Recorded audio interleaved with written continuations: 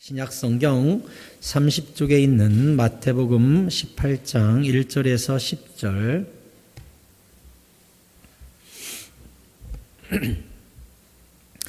마태복음 18장 1절에서 10절까지의 말씀을 한 구절씩 교독하실 때에 제가 1절을 먼저 읽겠습니다. 그때 제자들이 예수께 나와 이르되 천국에서는 누가 크니까? 예수께서 한 어린아이를 불러 그들 가운데 세우시고 이르시되 진실로 너희에게 이르노니 너희가 돌이켜 어린아이와 같이 되지 아니하면 결단코 천국에 들어가지 못하리라. 그러므로 누구든지 이 어린아이와 같이 자기를 낮추는 사람이 천국에서 큰 자니라. 또 누구든지 내 이름으로 이런 어린아이 하나를 영접하면 곧 나를 영접함이니 누구든지 나를 믿는 이 작은 자 중 하나를 실족하게 하면 차라리 연자맷돌이 그 목에 달려서 깊은 바다에 빠뜨려지는 것이 나으니라. 실족하게 하는 일들이 있음으로 말미암아 세상에 화가 있도다. 실족하게 하는 일이 없을 수는 없으나 실족하게 하는 그 사람에게는 화가 있도다. 만일 내 손이나 내 발이 너를 범죄하게 하거든 찍어내버리라.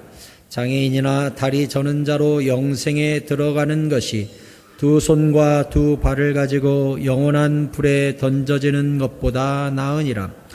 만일 내 눈이 너를 범죄하게 하거든 빼어내버리라. 한 눈으로 영생에 들어가는 것이 두 눈을 가지고 지옥불에 던져지는 것보다 나으니라.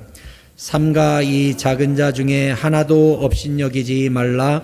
너희에게 말하노니 그들의 천사들이 하늘에서 하늘에 계신 내 아버지의 얼굴을 항상 배옵느니라. 아멘. 하나님의 은혜와 평강이 여러분과 함께 하시기를 축복합니다. 오늘은 어린이날을 앞두고 어린이 주일 예배로 드리게 됩니다. 우리 모두 어린아이처럼 순수하고 겸손한 마음으로 주님을 사모하기를 축복합니다. 어린이날, 여러분은 무엇이 생각납니까? 저는 어릴 때 생각해보면 어린이날 다른 거 없이 학교 안 간다는 거, 그거 하나가 참 행복했고, 또 집에 있으면 TV에서 재밌는 만화 영화 한 편씩 꼭 어린이날은 보여주더라고요. 기억에 또리장군, 마징가 태권도, 태권브이 이런 거 하나씩 보여줬던 것 같아요. 그러면 신문에서 그날 뭐 방영해 주는가 막 밑줄 긋고 외우고 몇 시에 나오는가 봐가지고, 그때는 채널이라고 해봐야 3개, 4개 이 정도밖에 없었기 때문에 이쪽 저쪽 돌려가면서 막 만화 영화 봤던 이 기억, 또 기분 좋으면 어머니가 새우깡 하나 사주니까 그거 먹으면서 어린이날을 그냥 쉬는 날 이렇게 생각을 했던 기억이 나요. 여러분, 우리는 먼저 하나님 앞에 우리 모두가 어린아이가 되어야 하고, 또한 어린아이라는 사실을 인식하셔야 합니다. 90살 노모가 70살 아들에게 차 조심해라, 개 조심해라 그런다잖아요. 똑같아요. 알고 보면 주님 앞에 우리 모두는 어린 아이예요. 어른인 척 하는 사람, 나는 다 아네 하는 사람 되지 말고 어린 아이가 되어야 돼요. 하나님 앞에서 다 우리가 연약하고 깨어지기 쉬운 그릇이라는 것을 인지해야 돼요. 오늘 1절에 그때 제자들이 예수께 나와 이르되 천국에서는 누가 큽니까 했어요. 이 누가 크냐, 이것은 제자들에게 굉장히 중요한 이슈였습니다. 예수님께서 12제자를 불렀던 시기와 때와 직업과 나이가 다 다르기 때문에 이 12제자는 내가 먼저 제자가 됐지, 내가 그래도 사회에 있을 때 직업이 짱짱해서 나는 예수님의 친척이잖아. 예수님의 친척이 또 제자들 중에 있죠.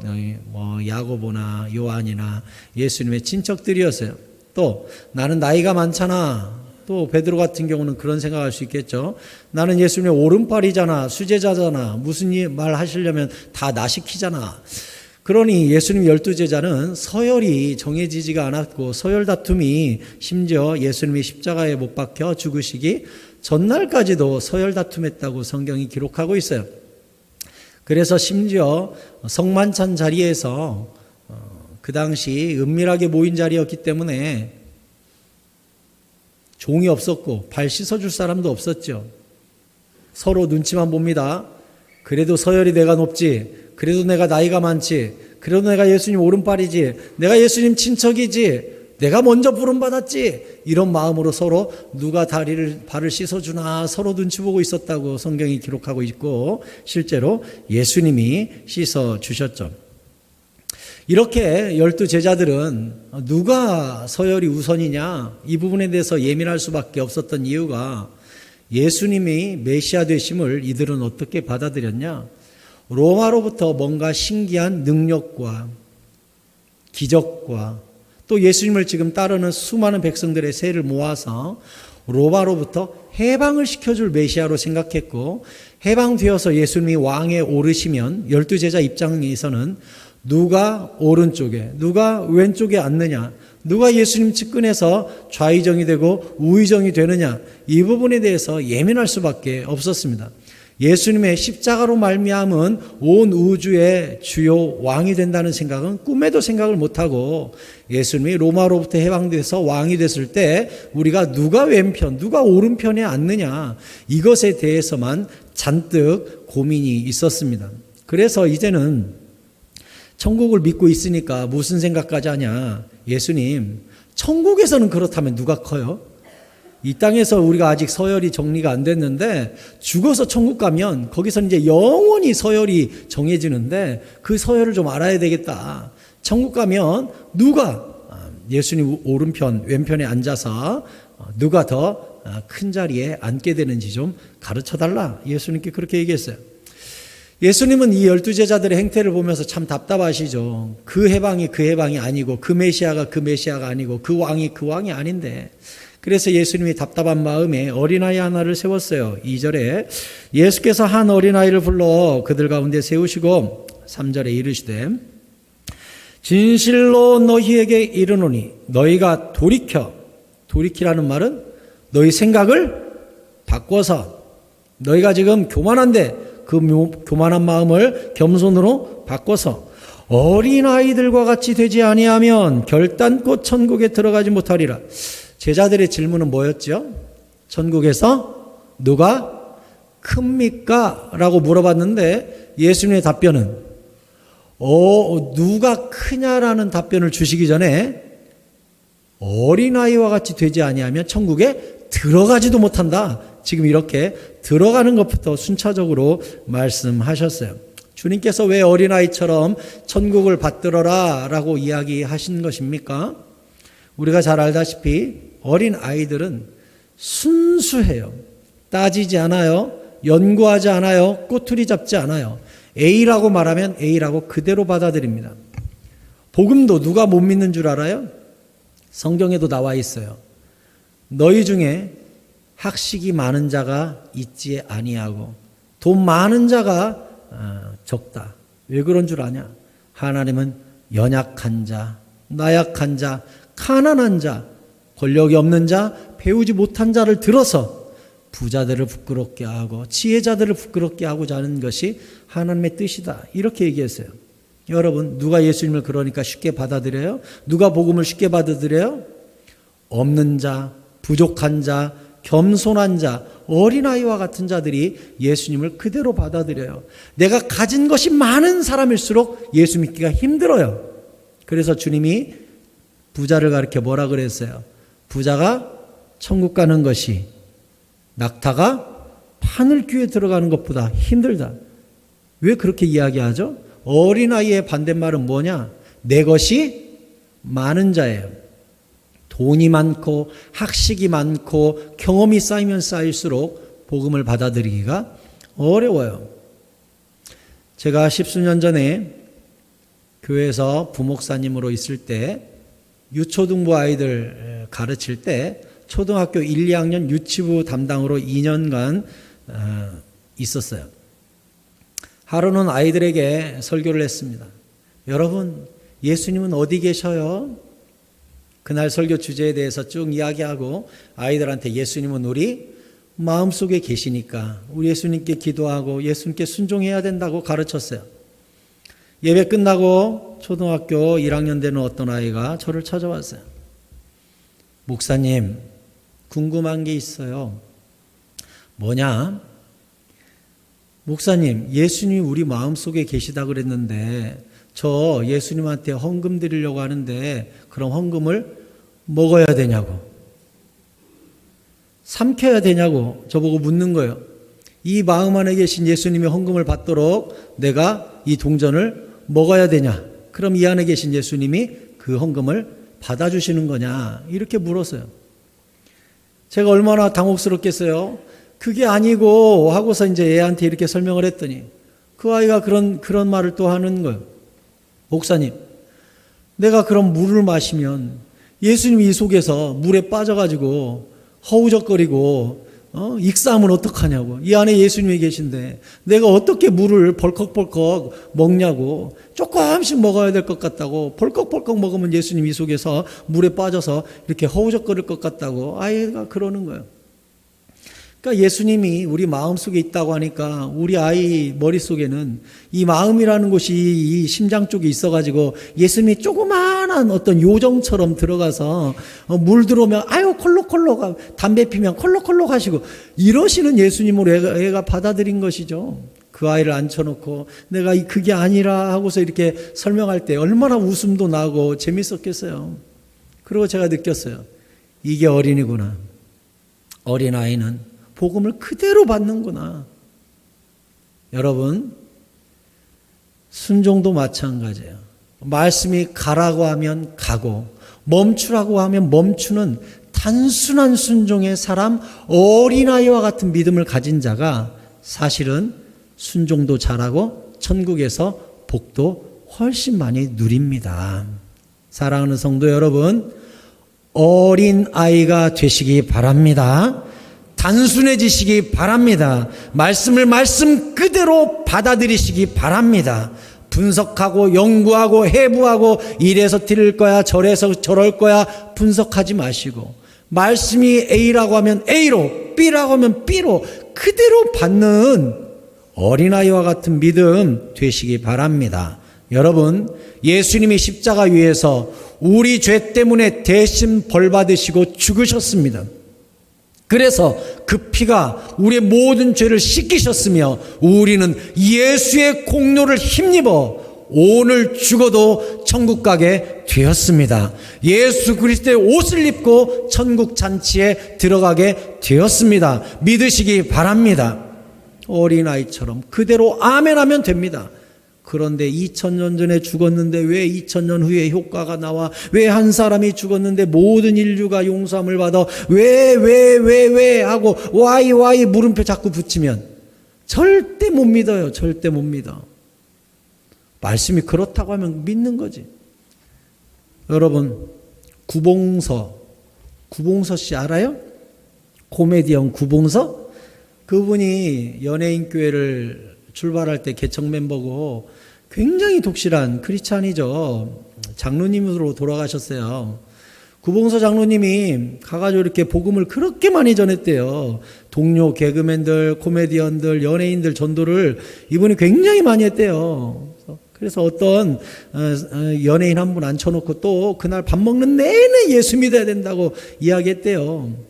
그랬더니 그분이 아니 장로님, 처녀가 어떻게 애를 낳아요? 처녀가 어떻게 임신해서 예수님이라는 걸 낳아요? 그게 말이 돼요? 그때 구봉서 장로님이 그랬대요.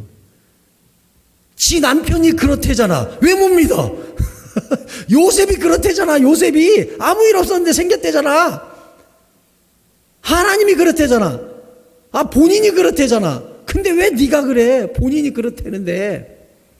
그리고 그 말을 듣고 예수 믿었다고 그 사람이 나중에 간증을 했어요. 구봉서 장로님이 하나님이 그렇다는데, 지 남편이 그렇다는데, 지가 본인이 그렇다는데 네가 뭔 말이 많어.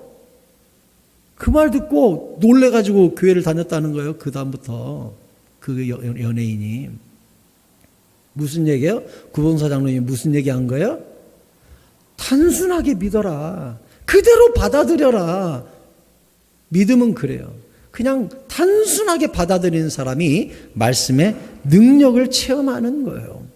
여러분 따라서 하십시다. 신앙에 단순해집시다. 아멘. 그거예요. 단순해지라는 것. 그게 어린아이 같은 믿음이에요. 두 번째, 예수님이 천국에서 큰 자에 대한 답변을 주셨죠. 4절에 그러므로 누구든지 이 어린아이와 같이 자기를 낮추는 사람이 천국에서 큰 자니라 했어요. 처음에는 예수님 답변이 뭐였어요? 누가 천국에 가는가? 어린아이처럼 단순하게 복음을 받아들이는 그 사람, 천국을 있는 그대로 믿는 그 사람이 천국 간다라는 답변과 함께 두 번째는 천국에서 누가 크냐? 겸손한 사람, 자기를 낮추는 그 사람이 천국에서 크다 하셨어요. 야고보서 4장 6절에 우리 같이 읽겠습니다. 시작. 그러나 더욱 큰 은혜를 주시나니 그러므로 일렀으되 하나님이 교만한 자를 물리치시고 겸손한 자에게 은혜를 주신다 하였느니라. 아멘. 하나님은 누구를 만나시고 누구에게 은혜를 주세요? 겸손한 자에게 은혜를 주세요. 그래서 나를 낮추고 남의 발을 씻기고 내가 대접하고 내가 고개를 숙이면 그 사람이 천국에서 큰 사람이 된다는 거예요. 여러분, 대접받으려고 하지 말고 대접하는 주님의 자녀들이 되시기 바랍니다. 서로 높이세요. 서로 대접해 주세요. 제가 이것을 흔히 무엇이라고 말씀을 드리느냐? 시소의 법칙이라고 말씀드려요. 시소. 시소가 뭐죠? 저 운동장 한가운데 있는 시소. 우리 어릴 때 동요가 그런 게 있었는데 시소 시소 올라가면 푸른 하늘 내려오면 꽃동산 재미나는 시소 이런 노래가 있었는데 기억나요? 저만 알아요? 시소가 어때요? 양쪽에서 이렇게 모래사장에 놓고 타고 했었잖아요. 내가 시소에서 뛰어내려가지고 상대편 엉덩방아 꿍꿍 찌게 만들고 그렇게 짓궂게 타고 하지 않았어요? 그게 어때요? 내가 낮아지면 상대를 높이면 그 다음 차례는 내가 올라가는 것이 남아있잖아요. 똑같아요. 이 땅에서 내가 상대방을 높이고 죽도록 낮아지면 저 천국에서는 시소가 거꾸로 돼요. 그 사람이 낮아지고 내가 올라가는 순서가 저 천국에서 남아있는 거예요. 그러니 이 땅에서 우리가 상대방을 높이고 나는 자꾸 낮추는 연습을 해야 돼요. 뭘 위해서? 저 천국에서의 역전을 위해서. 저 천국에서는 시소가 반대로 갈 거니까. 그러니 이 땅에서는 끊임없이 낮아지는 연습, 섬기는 연습을 하는데 우리가 그렇다면 어떻게 해야 낮아지느냐? 그 부분에 대해서 예수님이 말씀하셨어요.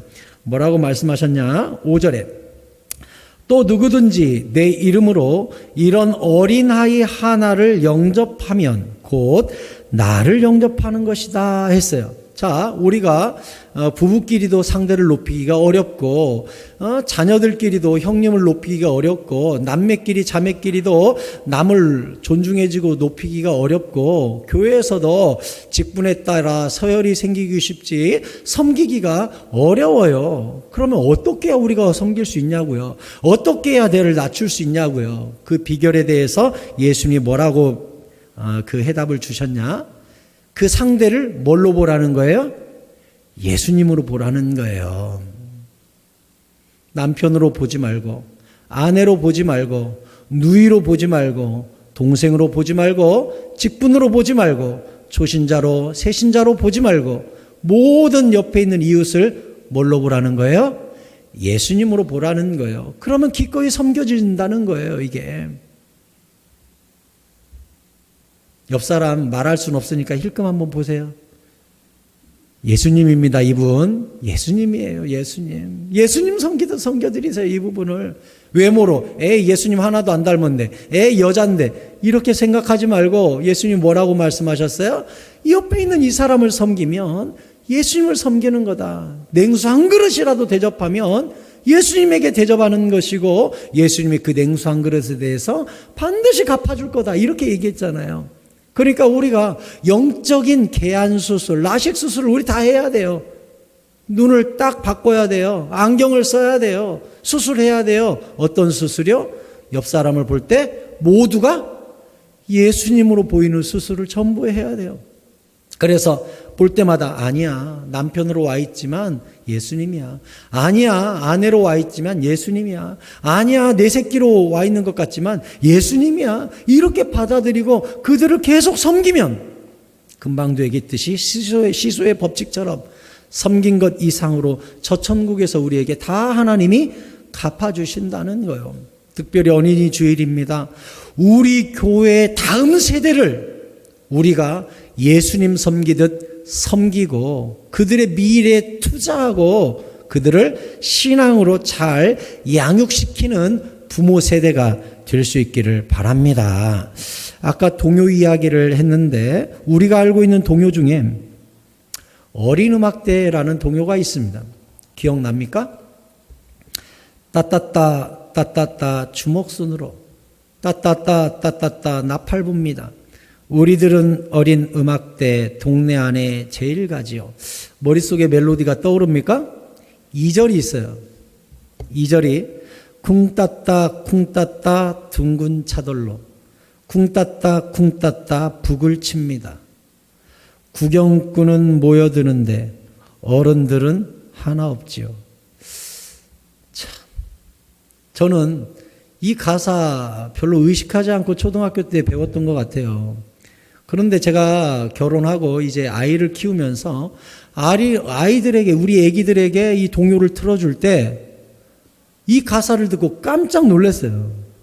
저는 어릴 때 이 가사가 있다는 걸 몰랐고 의식도 안 했는데 나중에 커서 테이프로 아이들한테 틀어주다가 아니 쿵따따 쿵따따 둥근 차돌로 쿵따따 쿵따따 북을 칩니다. 구경꾼은 모여드는데 어른들은 하나도 없다. 그 동요 배경이 7, 80년대 쓰여진 동요가 분명하므로 우리는 시대적 배경으로 읽어야 됩니다. 왜 아이들이 공연을 하는데 어른들이 하나도 없어요? 다 돈 벌러 갔어요. 다 농사지러 갔어요. 다 날품팔러 갔어요. 다 일하러 갔어요. 아이들한테 관심을 가질 수 있는 시대가 아니었습니다. 그때는. 애들이 무슨 공연한다고 부모들이 모여가지고 막 하는 요즘하고는 전혀 다른 시대예요. 지금이야 오히려 너무나 치맛바람을 가지고 애기들 한둘만 나가지고 집중적으로 기르니까 그러지. 그때 7, 80년대는 웬만한 집은 애가 5씩, 6씩 다 있었어요. 우리 동네에 아들만 9인 집도 있었어요. 내 친구가 막내예요, 막내. 형님이 8명, 아들만 9. 그러니 이 아이가요, 제일 가난해요, 동네에서. 초가집이 제일 늦게까지 있었어요. 그러니 부모들이 쭉도록 돈을 벌어야 11명이 먹고 살죠. 그러니 무슨 구경꾼이 모여드는데 어른들은 하나도 없는 게 맞죠. 저는 여러분에게 무슨 말씀을 드리는 거냐. 어른들은 하나 없지요가 교회에서도 발생할 수 있다는 거예요. 우리 다음 세대가 예배를 드리고 공연을 하고 찬양을 하고 수련회를 가고 여름 성경학교를 하는데 그래 후원금 5만 원 냈으니까 후원금 10만 원 냈으니까 내 할 도리 다 했어. 이러지 마시고 구경꾼은 모여드는데 어른들이 잔뜩 있지요. 이런 노래가 나오도록 우리가 가서 봐주고 참여해주고 쓰다듬어주고 사랑해주고 저도 세 자녀를 길렀습니다만 이 세 자녀들이 교회를 좋아한 많은 이유들 중에 하나가 무엇이었냐면 어른들이 너 예배드리러 왔구나. 너 목사님 아들이지. 아이고 너는 노래도 잘하는구나. 너는 성가대도 섰구나. 이런 격려 한마디 때문에 그렇게 교회를 좋아하는 거예요. 그게 돈의 가치하고 비할 수 있겠어요? 여러분 교회에서 우리 다음 세대 꼬맹이들 보거든 지나가는 말로라도 너네 엄마가 누구냐? 아이고 그랬구나. 예배드리러 왔구나. 아이고 이쁘다. 하나님이 얼마나 기뻐하시겠냐? 하나님이 네 삶에 얼마나 큰 축복을 주시겠냐? 지나가는 말로 아이들을 보거든 칭찬해 주시고 격려해 주시기 바랍니다. 저도 아직 못 읽어봐서 모르겠지만 이집트 피라미드에 보면 이러한 글이 써 있다고 해요. 요즘 젊은 것들을 보고 있노라면 나라의 미래가 걱정이다. 피라미드가 4,700년 전에 세워졌다고 하는데 그때나 지금이나 부모 세대는 다음 세대를 볼 때마다 아이고 저것들이 과연 할 수 있을까 하는 걱정으로 바라보는 것이 당연한 것 같아요. 그게 부모의 마음이요, 그게 기성세대의 마음인 것 같아요. 근데 어때요? 우리도 어릴 때 철부지인 때가 있었고 어릴 때 걱정을 끼치는 존재였던 것 같은 때가 있었는데 어느덧 우리도 나이 먹고 이 사회에 공헌하고 세금 내고 자녀를 기르는 이 나라의 주역이 다 되어 있잖아요. 그리고 그 시절을 다 지냈고, 그래서 우리 미래 세대, 다음 세대를 바라볼 때 그들을 무엇으로 바라봐야 되냐? 따라서 하십시오. 다음 세대는 가능성이다. 아멘. 우리 다음 세대는 가능성입니다. 이 아이들이 잘 자라나면 교회의 미래요, 가정의 미래요, 이 민족의 미래로 자라나게 되는 거예요. 종교개혁자 루터가 다니던 교회 목사님은 예배가 끝난 다음에 꼬맹이 하나하나 집에 갈 때 예배당 문 앞에서 모자를 벗어서 꼬맹이들한테 한 사람 한 사람 인사를 해줬다고 해요. 이 모자, 우리가 중세 영화 같은 것 보면 신부님이나 목사님들이 까만색 모자, 챙이 달린 까만색 모자 쓰고 있지요. 그 신부님이고 이 목사님이라는 뜻인데, 그 모자를 벗는다는 건 상대에 대한 굉장히 존중과 예의를 뜻했어요. 우리나라로 치자면 큰절이에요, 큰절. 그런데 이 목사님이 아이 하나하나 나갈 때마다 큰절을 해준 거나 마찬가지예요. 모자를 벗어서 이렇게 정중하게 인사를 해줬다는 거예요. 누군가가 물었대요. 목사님, 왜 꼬맹이들한테 그렇게 극진하게 인사를 해요? 그때 그 목사님이 뭐라 그랬냐? 나는 이 아이들 가운데 미래에 어떠한 위대한 인물이 나올지 모르기 때문에 이 아이들한테 인사하는 것이 아니라 이 아이들의 미래에 인사하는 거라고 그렇게 말씀하셨다는 거예요. 지금 이 아이들에게 내가 인사하고 있는 게 아니라 이 아이들에게 주어진 위대한 미래의 경의를 표하고 내가 인사하고 있는 거라고. 그 중에 한 사람이 누구예요? 루터가 나온 거예요. 그 제자들 가운데 루터라는 위대한 종교 개혁자가.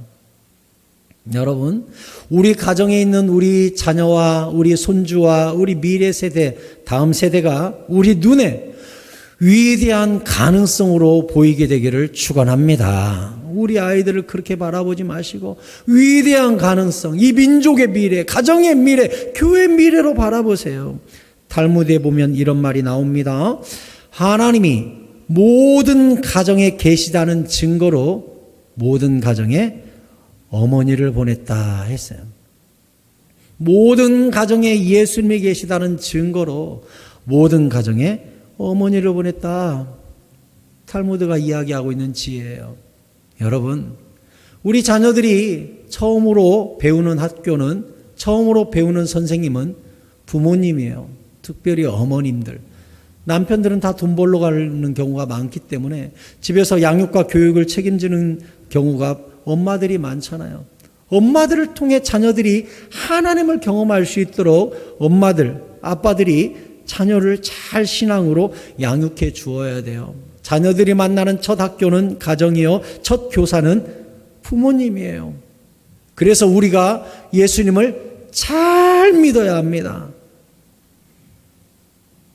어떤 큰 위기를 만났을 때에 우리가 예배하고 기도하고 부르짖고 주님께 매달려서 극복하면 우리 자녀들이 추후에 커서 문제를 만나면 우리 엄마는 문제 만나니 기도하더라. 문제 만나니 갑자기 작정 기도를 하더라. 문제 만나니 안 나가던 새벽 예배를 나가더라. 문제 만나더니 수요일 날 예배 가서 밤새 기도하고 울고 오더라. 그러더니 결국 하나님이 해결하시더라. 나도 기도하러 가야지. 이렇게 아이들이 생각할 거 아닙니까?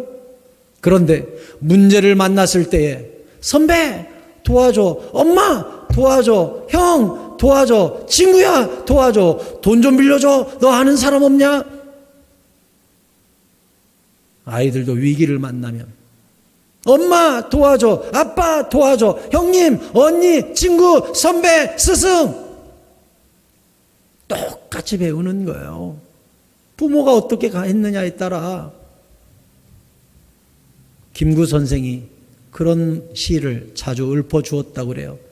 독립운동하면서 독립투사들 또 정부 관료들 만나면 휘호를 하나씩 써줬대요. 붓글씨를 참 잘 쓰셔요. 그래서 김구 선생이 휘호를 이렇게 오행 한자를 쭉 써주는데 그 한자가 무엇이냐? 밤의 길을 갈 때에 어지러이 걷지 말라. 이 발자국은 훗날 뒤따르는 자에게 이정표가 되기 때문이다. 이 말을 그렇게 많이 적어줬다 그래요. 그래서 TV쇼 진품명품 보니까 어느 사람이 김구 선생이 써줬다고 이렇게 액자 들고 나왔대요. 이렇게 보니까 그 식구예요. 밤의 길을 걸을 때 어지러이 걷지 말라. 이 발자국은 훗날 이 길을 뒤따르는 자에게 이정표가 될 것이기 때문이다. 맞는 말이죠. 우리 부모 세대, 우리 기성 세대가 남긴 발자국은 우리 다음 세대와 우리 자녀 세대에게 고스란히 뒤따르는 이정표가 됩니다. 우리가 어떻게 예수 믿었는지, 어떻게 주를 섬겼으며 어떻게 예배 생활을 했는지 고스란히 자녀 세대에게 교훈이 될 것입니다. 코로나로 인해서 많은 교회가 방송 예배로 전환하고 주일날 예배당 문을 닫았습니다. 저라고 왜 갈등이 없었겠고, 저라고 왜 걱정이 안 됐겠습니까? 저는 하나님 앞에 무릎 꿇고 기도했습니다.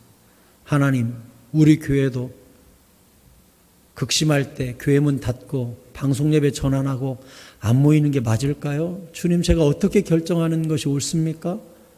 주님께 얼마나 많이 기도했게요. 제가 기도하면서 가장 걱정한 것이 뭔지 압니까? 그리고 가장 많이 주님의 음성을 들으려고 했던 부분이 어느 부분인 줄 압니까? 바로 이것입니다. 훗날 우리 자녀 세대와 우리 다음 세대가 우리가 조치를 취한 것을 보고 어떤 발자국을 따라갈 건가, 그것을 제가 제일 고민했습니다. 저는 훗날 우리 자녀 세대들이, 우리 부모 세대는 사람들이 죽어나가는 코로나 바이러스 위기 때도 모이기를 멈추지 않았고 국가에서 규정한 모든 방역활동 열심히 하면서 그때도 예배당 문을 닫지 않았던 훌륭한 전통을 가진 우리 새사랑교회다라는 이야기를 우리 자녀 세대와 다음 세대가 고백할 수 있기를 저는 바랬습니다.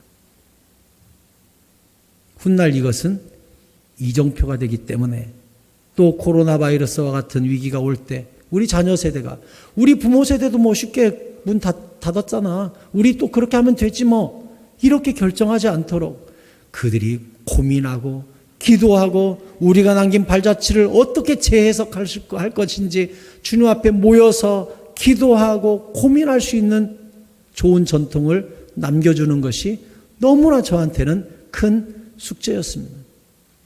그리고 우리는 모였고 기도했고 지금도 우리 자녀 세대에게 긍정적인 믿음의 영향력을 남기고 있는 중이라고 저는 믿습니다. 여러분, 이 이야기를 하면서 저는 여러분에게 여호수아 이야기를 하려고 합니다. 여호수아는 요단강을 가르고 이스라엘 백성을 가나안 땅에 인도합니다. 그가 요단강이 갈라질 때 하나님께 어떤 명령 하나를 받지요. 여호수아 4장 1절에 보니까 그 모든 백성이 요단을 건너가기를 마침에 여호와께서 여호수아에게 말씀하여 이르시되, 자, 이게 무슨 얘기냐? 저를 잠깐 주목하세요. 요단강이 갈라질 때 여호수아를 자세히 읽어보면 이렇게 되어 있습니다. 언약궤를 맨 제사장들이 발을 요단강에 딱 담그니까 그 발끝에서부터 요단강이 쫙 쪼개졌다고 나와요. 강이기 때문에 흘러가잖아요. 홍해는 고여있는 바다니까 쪼개지죠. 그래서 성경에 보면 좌우에 벽이 되니라 이렇게 되어 있습니다. 홍해는. 요단은 강이죠. 그러니 어떻게 되어 있냐? 한쪽은 끊겨서 물이 쌓여요. 저쪽에서부터 물이 계속 오니까 그래서 여기서 쌓여서 저쪽으로 넘어갔다고 되어 있어요. 그리고 이쪽에서 물이 쌓이니까 이쪽은 완전히 말라가지고 메마른 땅이 되니 동시에 확 건널 수 있죠. 왜? 길이 열린 게 아니라 한쪽이 다 말라버리니까 동시에 확 건널 수 있었어요. 그런데 처음으로 법궤를 메고 그 요단강 안에 들어간 제사장들이 요단강 한가운데 법궤를 맨 채로 건너질 않았습니다. 언제까지요? 마지막 사람이 다 나갈 때까지. 왜요? 자, 이스라엘 백성 생각해 보세요. 요단에 처음으로 법궤가 들어가더니 저 맞은편으로 나와가지고 거기서부터 봤지? 따라와 건너. 그러면 건너면서 얼마나 불안할까요? 갑자기 이게 흘러버리면 다 죽는데. 그런데 요단강 한가운데 법궤를 맨 제사장들이 마지막 사람이 건널 때까지 서 있으면 이스라엘 백성 마음속에는 어떤 생각이 들까요? 법궤가 저기 있는데 하물며 물이 흐르겠어? 하나님이 좌정하시는 보좌가 저기 있는데 다시 흐르겠어? 법궤가 그럼 없어져 버리고 망가질 텐데? 절대 그런 일은 없을 거야 라고 생각하고 안심하고 건널 거 아니에요. 그래서 하나님이 제일 먼저 들어간 것도 법궤요, 제일 마지막에 나온 것도 법궤로 이렇게 하셨어요. 그래서 이스라엘 백성이 다 건너고 이제 법궤가 나오려고 하는 그 찰나예요, 지금. 그래서 여기 써 있어요.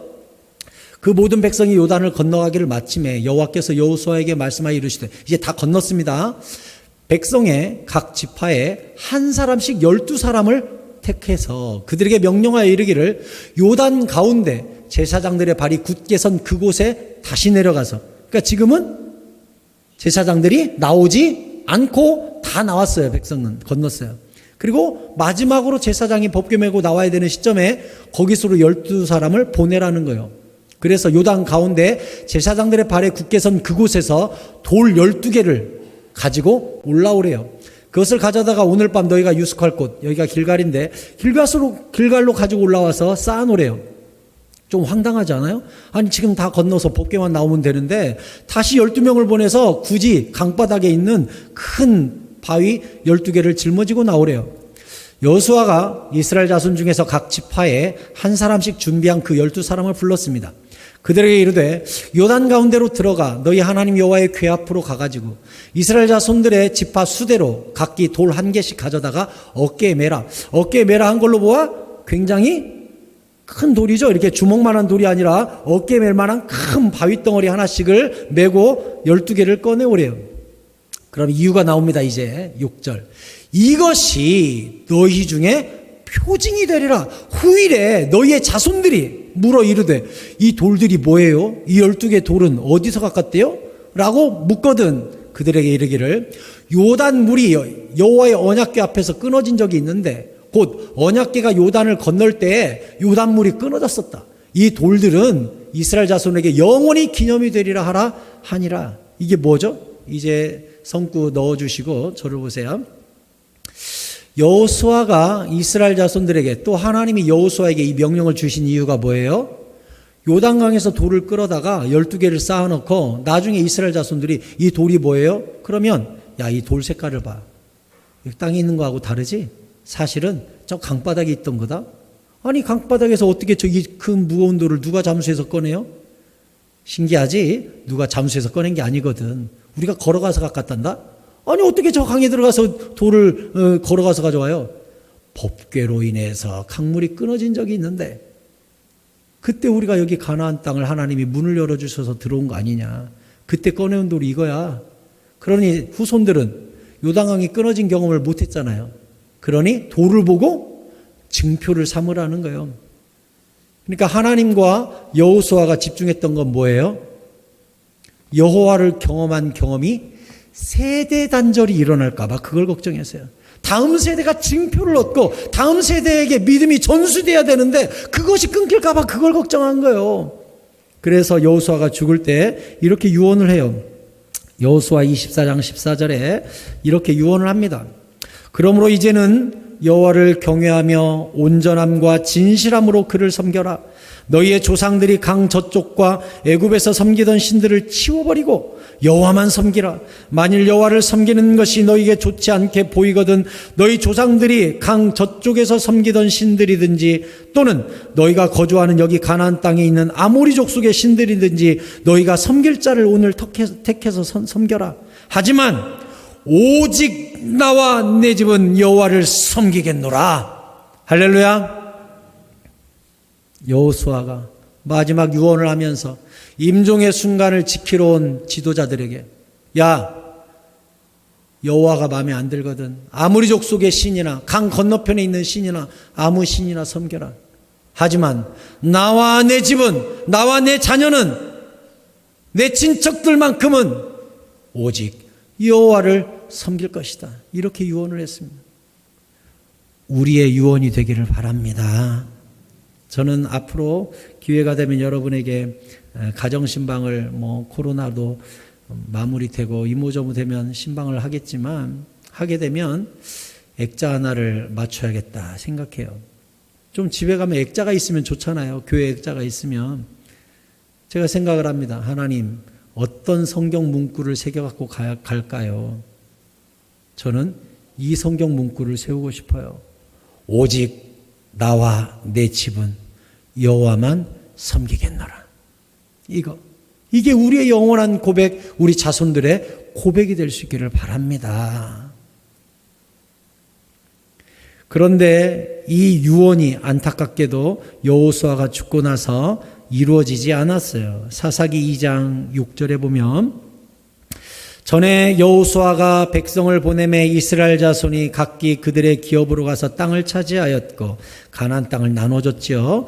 백성이 여호수아가 사는 날 동안과 여호수아 뒤에 생존한 장로들, 이게 누구예요?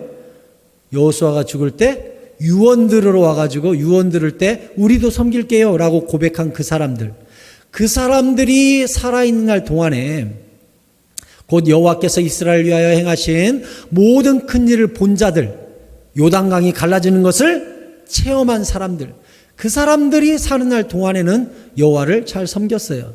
그런데 여호와의 종 눈의 아들 여호수아가 110세에 죽었더니 무리가 그의 기업의 경내 에브라임 산지 가스산 북쪽 딥낫 헤레스에 장사를 지냈습니다.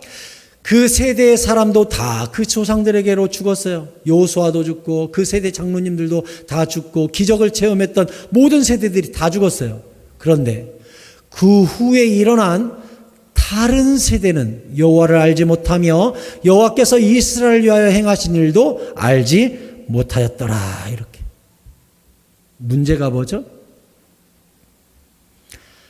다음 세대가 일어나야 되는데 다른 세대가 일어나 버렸어요. 신앙에 단절이 일어난 거예요. 믿음이 전수되지 않은 거예요.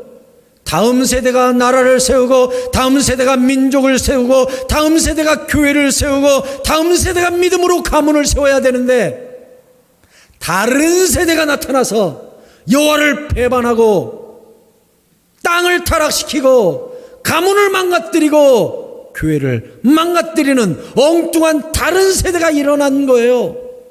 무엇에 실패해요? 교육에 실패해요. 길갈에 세워진 12돌의 가치를 전수해 주지 않았어요. 잠언 22장 6절에 같이 읽겠습니다. 시작. 마땅히 행할 길을 아이에게 가르치라. 그리하면 늙어도 그것을 떠나지 아니하리라. 아멘. 여러분, 가정에서 자녀들에게 돈 버는 법, 좋은 대학 가는 법, 시집 잘 가는 법, 장가 잘 가는 법 가르치기보다 예수 믿는 법, 예배 드리는 법, 기도하는 법, 헌금하는 법, 봉사하는 법 가르치기를 바랍니다. 다른 세대가 되지 않도록 다음 세대가 되도록 우리 교회의 미래, 이 민족의 미래, 하나님 나라의 미래, 우리 가문의 미래를 그들이 기꺼이 책임질 수 있는 신앙의 전수자들이 다 되시기를 축원합니다. 절대로 우리 가정과 우리 교회에서는 신앙의 단절이 결단코 일어나서는 안 됩니다. 목숨을 걸고 가르치십시오. 여호수아 때는 다른 세대가 일어나서 사사기에 400년의 암흑기가 다른 세대로 말미암아 시작됩니다. 얼마나 비참합니까? 여호수아의 유언을 받들어 나와 내 집은 여호와를 섬기겠노라라는 이 말을 다음 세대와 자녀 세대와 미래 세대에 전수했어야 되는데 신앙의 단절로 말미암아 도깨비 같은 다른 세대가 일어나서 여호와를 배신하고 나라를 짓밟고 쾌락을 따라가고 타락의 길을 걸어간 것입니다. 절대로 이런 일이 생겨서는 안 돼요. 여러분, 자녀를 위해 우십시오. 자녀를 위해 기도하십시오. 자녀를 제자 삼으십시오. 자녀를 전도하십시오. 자녀를 다른 세대가 아닌 다음 세대로 세우는 교사가 되십시오. 나만 장군 이야기를 할까 합니다. 열왕기하 5장 1절에 보면 아람 왕의 군대 장관 나아만은 그의 주인 앞에서 크고 존귀한 자입니다. 군대 대장이에요. 사령관이에요. 이는 여호와께서 전에 그에게 아람을 구원하게 하셨었어요. 그는 큰 용사이지만 나병 환자예요. 전에 아람 사람이 떼를 지어 나가서 이스라엘과 한번 전쟁한 적이 있는데 거기서 포로 하나를 잡았는데 누구냐? 어린 소녀 하나를 사로잡았어요. 그가 나아만의 아내에게 수종을 들게 했습니다. 그러니까 전쟁이 나와서 아람이 우르르 가가지고 이스라엘과 싸웠는데 거기서 포로 하나를 사로잡은 게 어린 꼬마 여자아이예요. 어린 꼬마 여자아이 하나를 잡아다가 나아만의 아내 사모님을 몸종 삼아서 섬기게 한 거예요. 그런데 나아만이 문둥병 걸렸잖아요. 나병 걸렸잖아요. 3절이 뭐래요? 그의 여주인에게 이 꼬마가, 이 어린아이가 이야기하는 거예요. 우리 주인이 사마리아에 계신 선지자 앞에 계셨으면 얼마나 좋았을까요? 주인이 누구예요? 나아만. 나아만이 저 사마리아에 있는 우리 선지자에게 찾아가면 얼마나 좋을까요? 그가 그 나병을 고쳐줄 텐데, 이렇게 얘기했다는 거예요, 사모님한테. 그러니 사모님이 가가지고 뭐라고 이야기해요? 4절에 나아만이 들어가서 그의 주인에게 아뢰어 이르되, 그러니까 이 사모님이 남편한테 이야기하고 나아만이 이제 왕에게 가가지고 이르되, 이스라엘 땅에서 온 소녀의 말이 이러이러하면 병이 낫는답니다. 아람 왕이 이르되 갈지어다, 이제 내가 이스라엘 왕에게 글을 보내리라 하더라, 이렇게 돼 있죠. 그래서 결국은 나아만이 왕의 편지를 들고 이스라엘 땅에 찾아갑니다. 이스라엘 왕에게 편지를 전했더니 이스라엘 왕이 내가 어떻게 나병을 고쳐? 이걸 시비로 또 전쟁하려고 하는구나, 그러죠. 그때 엘리사가 듣고 그 사람을 내게로 보내십시오 하고 요단에서 7번 씻게 한 다음 나병을 완전히 나아주고, 이 나아만이 돌아가면서 엘리사에게 뭐라고 합니까? 나귀 한 바리에 실을 수 있는 흙을 좀 주십시오. 흙을 실어 가야겠습니다. 아니, 왜 흙을 달라고 하느냐? 왜 이스라엘에 흙을 달라고 하느냐? 내가 이 흙을 가지고 돌아가서 이제 예배할 때 하나님께만 예배하려고 합니다. 그러니까 이 흙을 가지고 와서 단을 쌓고 자기가 신앙을 개종하겠다고 결정한 거예요. 나만의 신앙 개종을 일으킨 장본인이 결국 누구라는 걸 알 수 있어요, 우리가? 어린 소녀예요. 어린 소녀가 두 나라의 왕을 움직이고 한 나라의 군대 장관을 일으키고 한 나라의 선지자를 움직이게 만들고 이 나라가 복음화되는데 지대한 공을 끼쳐요. 그게 누구예요? 어린 소녀예요. 그는 포로로 끌려가기 전에, 잡혀가기 전에 사마리아에서 살 때 선지자의 소문을 다 들었고 믿었고, 그 선지자를 만나면 여호와의 능력이 나타나는 것도 알고 있었습니다. 그리고 가서 전도도 했어요. 얼마나 놀라워요. 이 소녀에게 뭐가 일어난 거예요? 신앙의 세대 계승이 일어난 거예요. 포로로 잡혀갔어도 거기서도 전도했어요. 그리고 나아만을 하나님 믿는 사람으로 바꿔냈어요. 놀랍지 않아요? 우리 자녀 세대가 이러한 세대가 되기를 축원합니다. 말씀을 맺겠습니다. 오병이어 기적이 일어난 매개체도 소년이 가지고 있었던 도시락이었습니다. 서양 속담에 이런 속담이 있습니다. 사과 한 알 속에는 수많은 과수원이 들어있다. 사과 한 알 속에는 수많은 과수원이 들어있다. 오늘 설교 제목이 무엇입니까? 꽃씨에 물을 줍시다. 꽃씨가 예쁜가요? 다 못났죠. 엉망진창이죠. 이상하게 생겼어요. 어떤 건 꽃씨 같지도 안 생겼어요. 그런데 심고 물 주면 마침내 싹이 돋아나서 예쁜 꽃으로 우리를 기쁘게 해요. 우리 다음 세대도 마찬가지예요.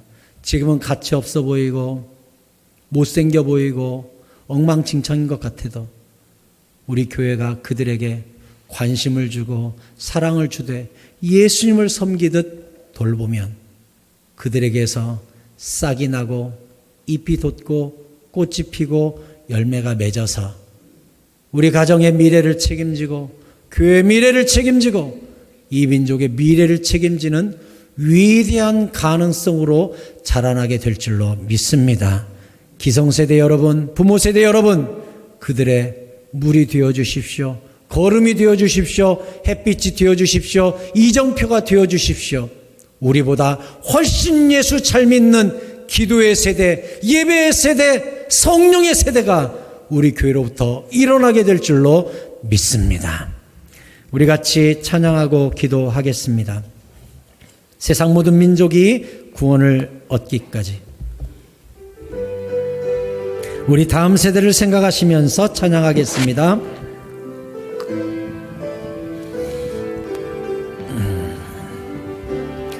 세상 모든 민족이 구원을 얻기까지 쉬지 않으시는 하나님, 주의 심장 가지고 우리 이제 일어나 주 따르게 하소서. 세상 모든 육체가 주의 영광 보도록 우릴 부르시는 하나님, 주의 손과 발 되어 세상을 치유하며 주 섬기게 하소서. 물이 바다 덮음같이, 물이 바다 덮음같이 여호와의 영광을 인정하는 것이 온 세상 가득하리라. 물이 바다 덮음같이, 물이 바다 덮음같이, 물이 바다 덮음같이. 우리 다 함께 자리에 일어나서 찬양합니다. 세상 모든 민족이 구원을 얻기까지 쉬지 않으시는 하나님, 주의 심장 가지고 우리 이제 일어나 주 따르게 하소서. 세상 모든 세대가, 세상 모든 세대가 주의 영광 보도록 우릴 부르시는 하나님, 주의 손과 발 되어 세상을 치유하며 주 섬기게 하소서. 물이 바다 덮음같이, 물이 바다 덮음같이 여호와의 영광을 인정하는 온 세대, 온 세대 가득하리라. 물이 바다 덮음같이, 물이 바다 덮음같이, 물이 바다 덮음같이 보리라. 그날에 보리라. 그날에 주의 영광 가득한 세상 우리는 듣게 온 세대 가득한 승리의 함성 물이 바다 덮음같이 여호와의 영광을 인정한 온 세대 가득하리로 물이 바다